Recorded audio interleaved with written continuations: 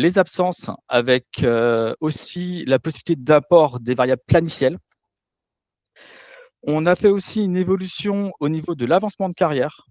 Voilà, maintenant, on va pouvoir proposer des avancements de carrière et donc de vous proposer un plan de carrière. C'est juste toujours une proposition et après, on pourra valider la proposition, mais on pourra toujours venir en arrière.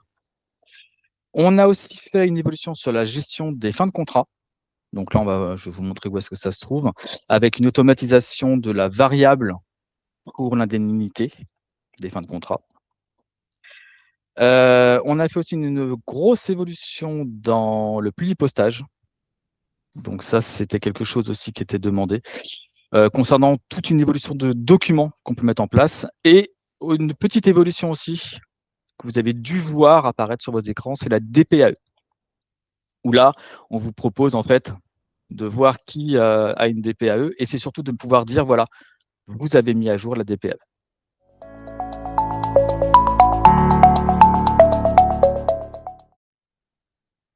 Au niveau de la préparation de paye, nous avons la notion de prise en charge des absences.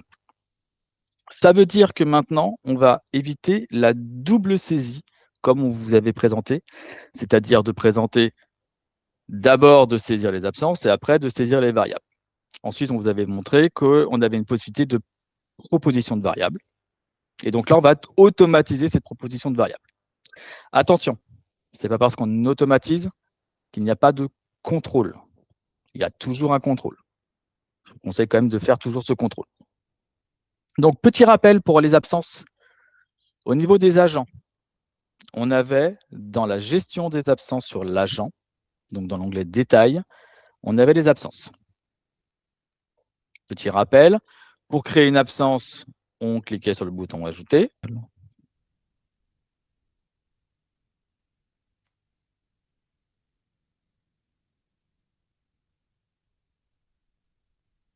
Alors, du 5 avril au 23 avril. Voilà, donc mon absence est bien saisie. Je vais dans mon décompte. Et ici, il vous calcule des choses. Vous vous rappelez de tout ça, je pense. Comme quoi, il vous dit, voilà, vous avez tant de jours à 50% et on voit le planning. Et ici, on avait ce fameux bouton impact en paye. D'accord? Et qui vous donne, en fait, la variable. Et cette variable-là, il fallait la ressaisir après dans vos variables de paye. Alors, je fais une aparté par rapport à ça. Si vous apercevez ici, il y a des erreurs, n'oubliez pas de nous la signaler, c'est très important. Je ne sais pas, par exemple, parce qu'on a oublié un jour de carence, ça ne calcule pas comme vous voudriez que ça calcule. C'est vraiment important de nous dire attention, voilà. Donc, signalez le problème. N'oubliez pas, ici, vous avez le petit commentaire. Et ça, c'est directement envoyé à nos services pour qu'on puisse faire la correction. Donc, si tout se passe bien, on va revenir dans nos fonctions. Et ici, vous avez prise en charge, absence et planning. Donc voilà le nouvel écran que je vais vous présenter aujourd'hui. Donc ici, on va retrouver toutes les personnes dont vous avez saisi des absences. Voilà. C'est-à-dire que moi, sur ce mois d'avril que j'ai initialisé, j'ai tout ça d'absence. J'ai toutes ces personnes-là qui ont des absences de saisie. Jusque-là, ça va. Je vais reprendre Madame Bissoir, c'était sur celle-là que j'étais tout à l'heure. Donc, ici, nous avons plusieurs colonnes. Donc, moi, ce qui m'intéressait pour l'instant, le planning, je le laisse de côté pour le moment. On va en parler un petit peu après. Ici, j'ai mes absences. Donc, voilà ce qu'il me dit par rapport à des absences. Donc, ça veut dire quoi? Ça veut dire qu'ici, pour l'instant, je n'ai rien validé au niveau des absences. Ça veut dire que pour l'instant, dans la case active et la case absence, j'ai une différence. Donc, les couleurs sont différentes.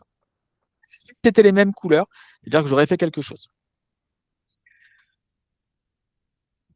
Juste une petite parenthèse. Il pourrait y avoir des cas où vous avez plusieurs bulletins. Vous voyez, ici, vous avez le numéro du bulletin avec le nombre de jours qui est pris en charge, le nom de bulletin, et donc là, les fameuses variables qu'il prend en compte.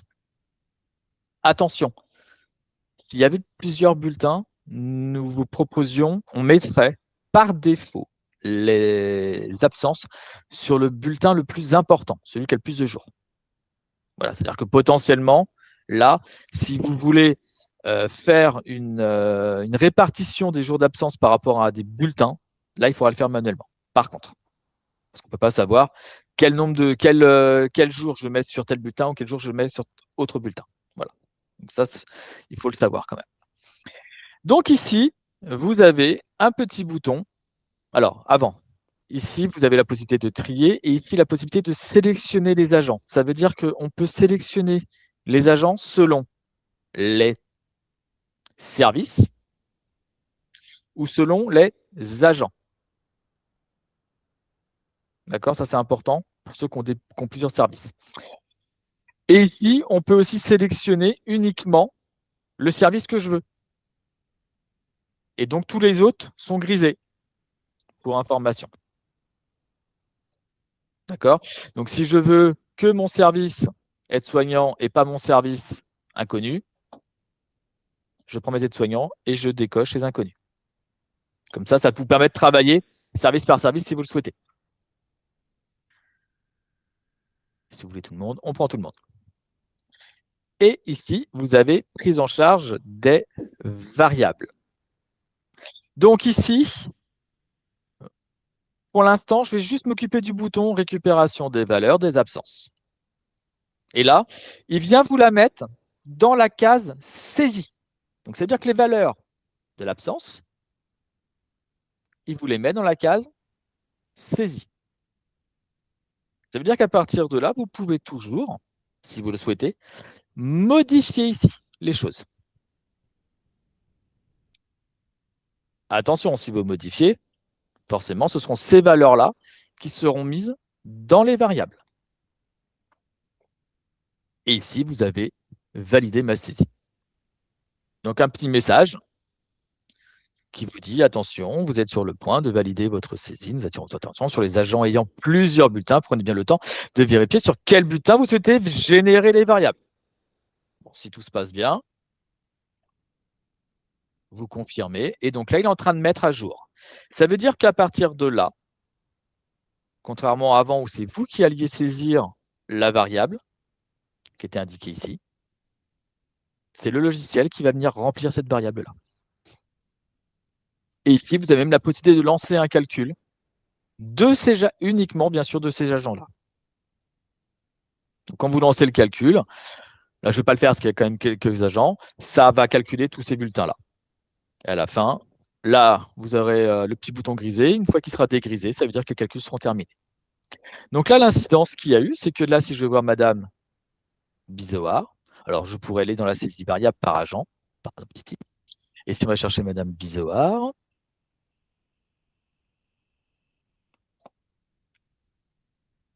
c'est vrai que j'ai la petite croix ici.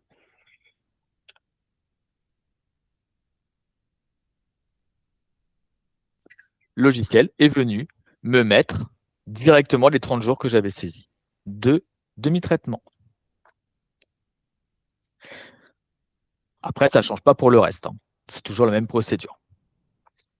Donc voilà pour les absences. Ça, c'était pour les absences. Et maintenant, au niveau du planning. Alors, c'est presque la même chose. C'est presque la même chose. Donc, je reviens sur mon petit écran qu'on a ici.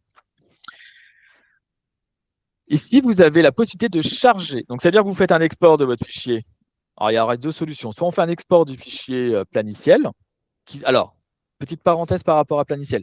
Il faut forcément que le logiciel planiciel soit paramétré avec le logiciel CapRH. Donc, dans planiciel, il y a une option qui permet de paramétrer et de se mettre sur, comment dire, il faut prendre le logiciel ICAR pour information. C'est-à-dire qu'eux, dans leur logiciel, ils ont un paramétrage ICAR. Il faut qu'ils permettent ce petit module. Et derrière, ça vous permettra de faire le lien avec nous. Donc, il y a deux solutions. Soit on exporte le fichier de planiciel, soit on peut mettre en place un automatisme. Bon, les deux sont possibles. Donc là, je vais vous montrer le cas où on exporte un fichier Excel Donc là, le fichier planiciel, pardon.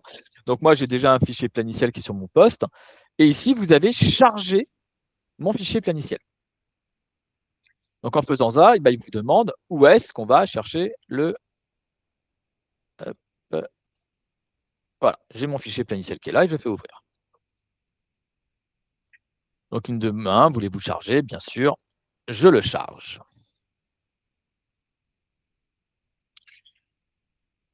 Donc là, il a dû charger. Voilà.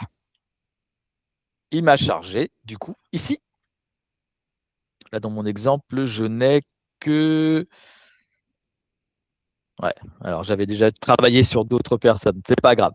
Je vais m'attarder sur le cas de Boal Linda. Donc du coup, là, donc, elle a des absences, mais elle a aussi nombre d'heures dimanche et jours fériés. Et là, on voit que la valeur, en fait, donc tout à l'heure, je ne l'avais pas, et là, j'ai mis 15. Il y a 15 heures qui ont bien été, qui sont dans mon fichier planiciel. Et donc là, c'est comme tout à l'heure. J'ai une différence de couleur entre les deux, entre ici et ici. Ça veut dire que ça, c'est la valeur que j'ai dans le fichier. Et donc le but, c'est comme tout à l'heure, d'aller dans la prise en charge de la variable, de récupérer les valeurs du planning. Et c'est là que je vais faire une autre aparté. C'est qu'ici, en fait, j'ai récupéré toutes les valeurs. Donc, c'est-à-dire que vous pouvez importer votre fichier planiciel. Et contrairement à tout à l'heure où moi j'ai fait d'abord les absences, puis le planning, j'aurais pu faire ici récupérer toutes les valeurs. Et comme ça, il me récupérerait tout. Donc là, je ne vais pas le faire puisque j'ai déjà fait. Je vais récupérer simplement les valeurs du planning qui viennent de saisir ici. D'accord? Et j'ai plus qu'à valider ma saisie. Et comme tout à l'heure, voilà, il met à jour. Et donc là, comme tout à l'heure, si je vois Madame Boal,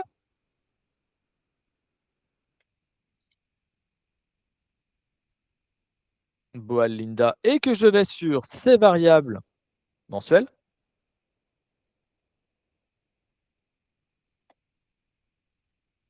j'ai bien ici mon nombre de jours de dimanche et jours fériés de 15 qui sont les 15 que j'ai. Hop, Madame Boal, je la trouve plus, Madame Boal. Ici, les 15 qui sont ici. Ça évite encore de faire de la saisie. Et donc, bien sûr, après, on peut lancer le calcul. Et là, votre bulletin serait calculé.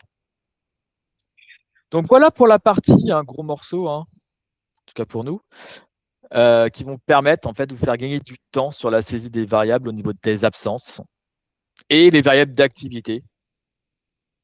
Je rappelle quand même que quand vous êtes dans fonction, donc quand vous cliquez sur fonction ici, vous avez paramètres. Tout en bas, alors vous n'avez pas tout ça, je vous rassure. Tout en bas, vous avez toujours l'affectation de masse qui fonctionne. Ça veut dire, n'oubliez pas que ça, dans le cas où vous n'avez pour l'instant pas planiciel ou d'interface avec le planning, de pouvoir importer un fichier. Je rappelle que le fichier doit contenir 2 colonnes au minimum, c'est-à-dire une colonne avec l'ID agent. Alors, l'ID agent, souvent vous ne le connaissez pas. En règle générale, vous avez le numéro de sécurité sociale qui peut vous aider ou le numéro de matricule de l'agent. Voilà, une colonne avec ces deux valeurs, au moins ces deux valeurs-là, une de ces deux valeurs-là, pardon, et une colonne valeur avec la valeur que vous voulez. Et derrière, ici, quand vous faites votre import, dire est-ce que c'est de la variable mensuelle, choisir votre variable mensuelle. Donc, si je prenais mes heures, par exemple, je vais dire quoi, par exemple, je vais prendre n'importe quoi. De toute façon, j'aurais pu taper dimanche, par exemple. Nombre d'heures dimanche, par exemple. Et si j'avais mon fichier avec mes 2 colonnes bien paramétrées, je clique ici, je copie mes données de mon fichier Excel, je clique ici, et ça me donne un rapport avec voilà ce que j'ai pour tel agent et telle valeur. Voilà, ça c'est un petit rappel. Ce qui peut aussi vous éviter de saisir certaines variables mensuelles si par exemple vous n'avez pas planiciel ou si vous avez un autre, par exemple, je sais que Optime, si vous avez Optime, permet de faire des exports Excel et donc d'importer ces variables de cette façon-là. Effectivement, le mieux, ce serait de passer par notre nouveau module.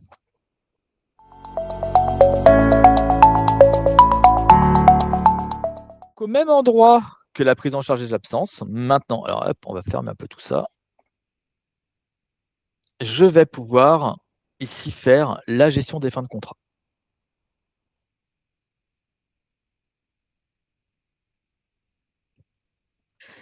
Ici, vous retrouvez les personnes qui ont une fin de contrat depuis 50 jours et ceux qui arrivent à échéance dans 20 jours. Ce qui nous permet ici de vous donner en fait la liste des fins de contrat. Alors cette liste-là, on verra pour vous la transmettre dans un état, parce que ça peut-être que vous voulez l'avoir. Aujourd'hui, elle n'est pas exportable. Ce qui est important au niveau de ça, c'est de pouvoir se dire, bah voilà, en fait, on a du vert et du rouge, en disant c'est bien et pas bien. En gros, c'est ça. Sur la partie où il y a du vert, l'avantage, c'est qu'ici, ça vous donne en fait la somme que nous, on trouve en base de calcul pour la précarité. Alors, si vous voulez voir le détail, en fait, tout simplement, ici, en cliquant sur le bouton détail, vous avez tout le détail et donc toutes les périodes que l'on prend en compte pour calculer cette précarité. Ici, on a deux champs après qui arrivent, où on a déjà utilisé et le solde. D'accord? C'est dans le cas, en fait, où on aurait déjà commencé à saisir de la précarité par rapport à ces contrats qu'on vient de voir, par rapport à ces bulletins qu'on vient de voir, pardon. Ce qui permet en fait de ne pas trop payer la personne ou après voir si c'est bon ou pas bon. Aussi.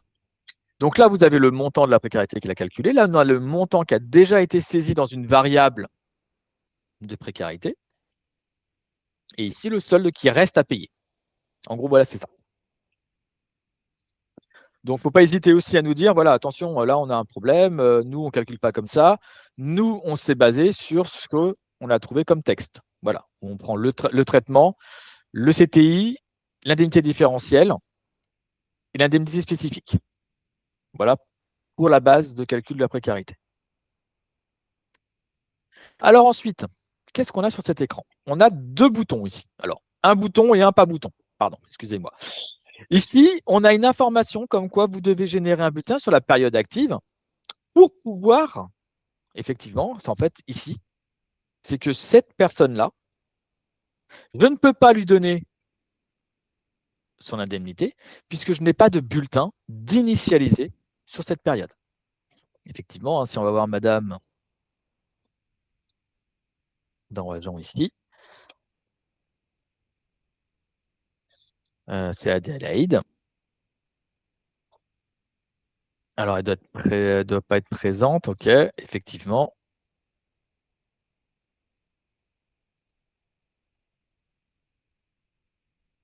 Hop, ici, Adélaïde, elle n'est pas initialisée. Donc, effectivement, je ne vais pas pouvoir lui donner, lui générer, en tout cas, sa précarité. Hop. Par contre, pour Madame Peloex, pardon, Hélène, effectivement, j'ai un petit bouton ici. Donc, quand je clique sur ce bouton-là, là, j'ai un message montant actualisé. Et donc, si je vais voir sa fiche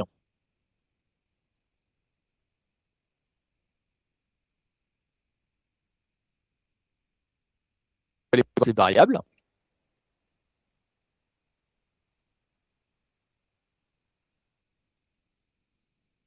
je retrouve ce montant-là en variable saisie directement. C'est-à-dire qu'il n'y a plus besoin de calculer, comme on vous le disait avant, de calculer tout ce montant-là et de le saisir dans cette variable-là. Maintenant, nous l'avons automatisé pour vous aider. Alors, toujours pareil, l'automatisation n'exclut pas le contrôle sur cette partie-là. Donc, de nous indiquer attention, il y a un problème, voilà, c'est qu'on n'a pas pris tel contrat ou on a un contrat qui nous manque, etc. Donc, il ne faut pas hésiter à nous signaler, toujours la même chose, de dire attention. Voilà, on n'exclut pas les contrôles. Ça, j'insiste sur cette partie-là. Permet d'intervenir. Donc effectivement, là, on est sur la base de démo et l'exemple que l'on montre donc avec cet agent, en fait, c'est tout simplement un agent sur lequel on n'a pas saisi de variable d'activité. Donc c'est vrai que voilà, sur la base de démo, c'est la plupart des calculs que l'on fait. Il y a des calculs de masse parfois avec pas de saisie de dimanche ou ce genre d'éléments. Donc en fait, on est sur un bulletin que ce soit voilà le mois de Ah oui. janvier. Hein, je suis en train de vérifier en même temps qu'il y a des choses en fait complètement Oui, parce que je vois, là, par exemple, on a sans rajouté. variable d'activité. Donc en fait, vous avez juste le traitement, le complément, etc. Mais vous voyez, par exemple, ici, on a la nouvelle Ouais. enfin la NBI parce que cet agent a de la NBI et on a de l'indemnité de suggestion spéciale également. D'accord. Donc, on retrouve bien, en fait, en fonction, par rapport à ce que les variables qui ont été saisies sur les différents bulletins de l'agent. En l'espèce, donc celui qu'on montrait, que Nicolas montrait tout en haut, c'était juste un agent où il n'y a pas eu de variable de saisie sur la base de démo, donc on retrouve que le traitement et ce genre d'éléments. Mais si on saisit un dimanche ou ce genre d'éléments, là, ça va ressortir dans l'assiette de calcul. Ici, vous avez cette personne-là, son contrat est terminé depuis 23 heures. Donc, effectivement, c'est un contrat qui a été terminé en mars, d'accord? Et je l'ai initialisé sur avril pour lui calculer uniquement cette variable-là. Okay. Après, en fait, tout dépend sur la période. C'est pour ça qu'on vous met ce petit bouton-là, la petite information.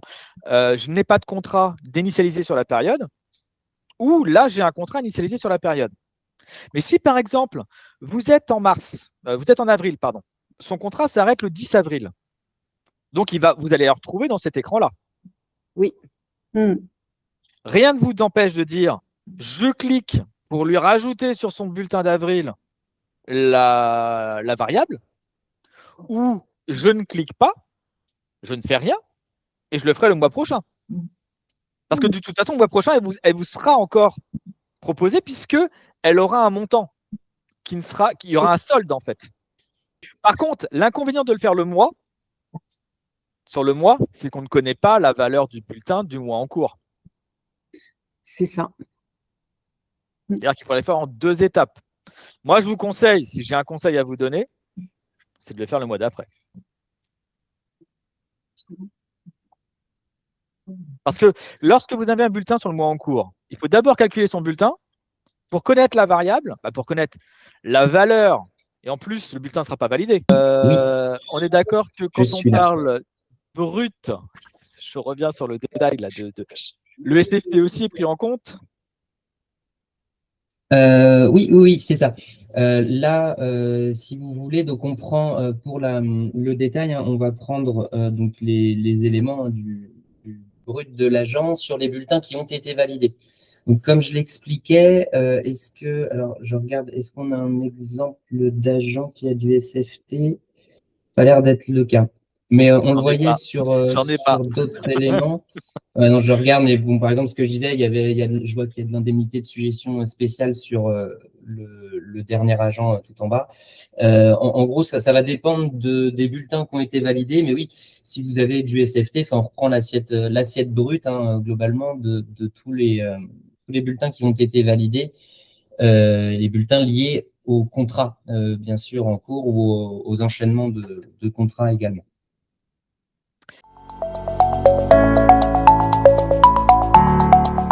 On va parler de l'avancement d'échelon.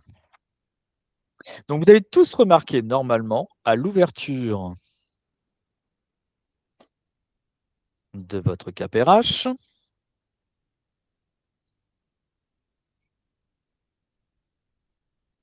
voilà, vous avez tout cet écran-là qui doit apparaître maintenant. Alors, potentiellement, si vous avez des avancements d'échelon ou pas, bien sûr. D'accord? En fait, ça vous permet de voir la liste des personnes qui ont un avancement d'échelon. Alors, dans le nombre de jours, donc là, en négatif, ça veut dire que là, on est en retard. Et à venir. Ceux qui sont positifs, ce sont à venir. Donc, à partir de là, en fait, on va vous proposer un plan de carrière. Alors, attention, dans le grade actuel de l'agent. J'insiste sur ce point-là. Donc là, avec ça, ça vous permet de voir, en fait, dans le grade, l'agent qui doit passer à l'échelon supérieur. Donc, ça veut dire aussi que sur la fiche agent, alors, on va aller voir Madame Soir. Quand vous êtes dans l'onglet grade, maintenant, vous avez ici affiché le plan de carrière. C'est-à-dire qu'à partir de là, donc on a les choses. Alors, je ne sais pas si vous voyez très bien, mais j'ai des choses un peu plus gras et des choses un peu plus grisées. Donc, c'est surtout les grisés qui m'intéressent. Ça veut dire que si je prends cette personne-là, alors ce n'est pas le bon exemple puisque là on est en 2026, à partir de là, si on était sur le mois en fait où elle changerait, on pourrait, par ce petit bouton ici, voilà ici, pas celui-là, ici en grisé, celui-là. Ah, c'est le test démo qu'il fait que je prenne. Pardon. Test démo. Test démo. Là. Pardon. Je suis trompé d'agent. Dans grade. Voilà. Ici, si je fais afficher mon plan de carrière, pardon. Donc voilà. Là, on est au 1er avril. Donc ici, si je veux lui changer, ici, vous avez validé l'avancement de carrière. C'est-à-dire que la ligne que j'ai sélectionnée, ce sera du coup, c'est la ligne qui va devenir active. Et l'autre, on la clôture. Et vous avez comme ça tout le grade qui apparaît pour la suite. Qui vous évite en fait maintenant de clôturer l'ancienne situation, l'ancien grade, et créer le nouveau grade. Et pour ne pas, on décoche la case pour ne pas afficher la suite de la carrière. Bon, là, je m'aperçois qu'il y a un problème de saisie, par contre, dans mon dossier test. 1er avril 2025 au 1er avril, alors que j'en commence au 2 avril 2026. Ça, c'est une parenthèse, mais si par exemple j'étais en 2028, du coup, ce serait pareil, je pourrais dire hop, et je valide l'avancement. D'accord? Donc, ça me fait rebondir, sauf s'il y a des questions par rapport à ça, sur les différents documents qu'on va pouvoir sortir maintenant à partir de la fiche agent.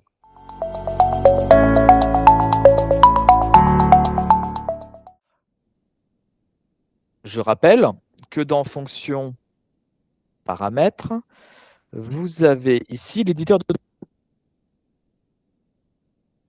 qui vous permet en fait de créer des documents. Et ici, d'avoir différents modèles disponibles.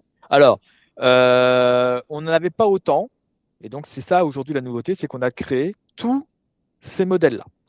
Donc, là, lorsqu'on est dans l'éditeur de documents, c'est surtout pour faire une édition en masse. Alors, voilà, c'est-à-dire qu'on aurait un courrier type. Je dis n'importe quoi, déménagement de l'EHPAD, par exemple, faut prévenir tous les agents comme quoi, à partir de telle date, il y aura un déménagement à faire. Donc là, on va créer un postage avec une source de l'établissement en disant, voilà, on fait un beau courrier et on l'envoie aux différents agents. Le but, en fait, maintenant, c'est qu'à partir de différents endroits, on va pouvoir générer ces documents.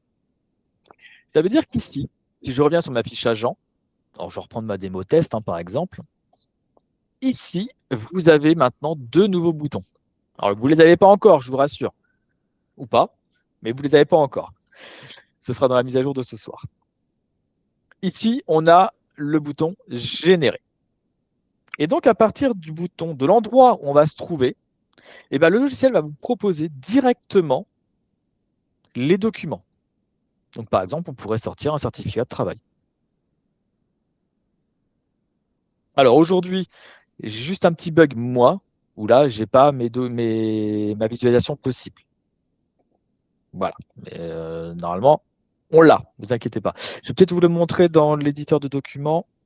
Ici, mon certificat de travail.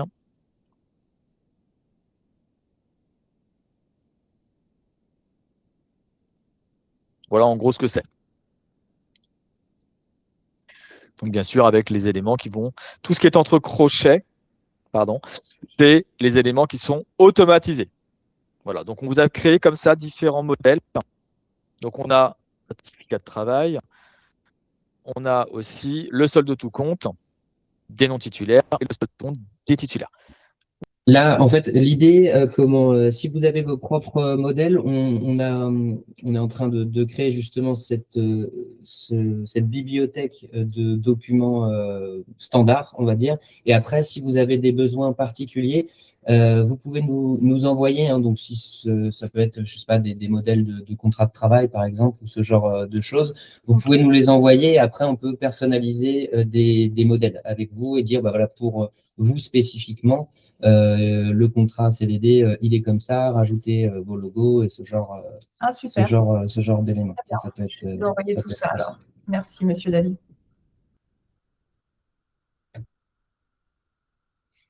Merci Frédéric pour la réponse.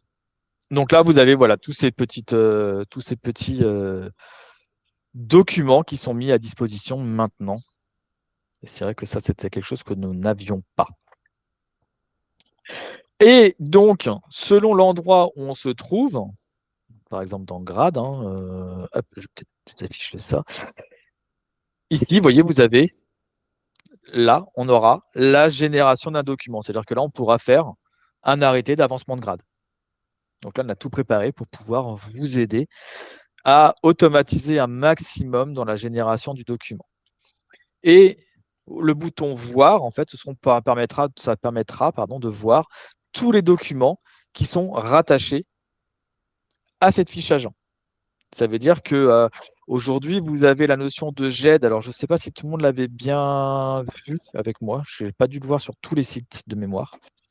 En fait, on a la possibilité de gérer des documents sur la fiche agent et donc de pouvoir acheter des scans et aussi de pouvoir générer des documents. Donc ça, n'oubliez pas. C'est vrai que ça, c'est quelque chose que j'ai peut-être pas assez insisté en formation sur certains sites. Donc, je préfère le rappeler aujourd'hui, ça me permet de faire un petit rappel, de pouvoir générer, je dis n'importe quoi, ça veut dire qu'ici, vous avez une liste de scans que vous pouvez faire. Je dis n'importe quoi, par exemple, un arrêt de travail que vous avez scanné, d'aller pouvoir le chercher n'importe où, de le sélectionner, alors j'en ai pas forcément, et de valider, et donc du coup, d'avoir tout un historique de documents que vous voulez lier à l'agent. Et j'ai un dernier point que je voulais voir avec vous, c'était la notion de DPAE. Alors, vous avez peut-être fait attention, vous avez une alerte aussi qui apparaît exactement comme on a vu pour la notion des avancements de carrière. On a aussi une alerte sur la DPAE, donc la déclaration pour l'embauche. Et donc, en fait, on vous dit, voilà, attention, vous avez cette DPAE-là à faire, il vous reste tant de jours à faire par rapport au contrat que vous avez saisi sur les fiches agents, ici. Et en fait, sur l'écran que vous avez, normalement, vous avez la liste des DPAE à faire. Et donc, en règle générale, vous allez sur France Travail et vous faites vos DPAE. Et le logiciel, en fait, il y a possibilité ici, si je me trompe Alors pas. ici, Nico, c'est parce que la DPAE a déjà été déclarée pour ce contrat. Ah oui. Il y a la date qui est indiquée. Ah oui, tu n'as pas un exemple en tête? Le deuxième agent, je crois, Gisèle Bresse. en contrat. Voilà. Donc, si j'avais mis bien sûr une date de fin ici, d'accord? Donc là, on n'est pas sur un bon exemple puisqu'on est sur une entrée dans la fonction publique. Si par exemple, vous aviez un contrat avec une date de fin et que vous aviez déclaré cette date de fin en DPAE, ici, vous allez pouvoir cocher sur les 3 petits points ici, pouvoir dire DPAE transmise en disant voilà, là, pour plus que l'alerte apparaisse à l'ouverture de mon logiciel, je clique simplement ici pour indiquer ça y est, la DPAE est faite. Donc voilà les nouveautés que je pouvais vous présenter aujourd'hui. Eh bien, je vais libérer tout le monde, du coup, et je vais vous souhaiter une bonne journée s'il n'y a pas d'autres questions.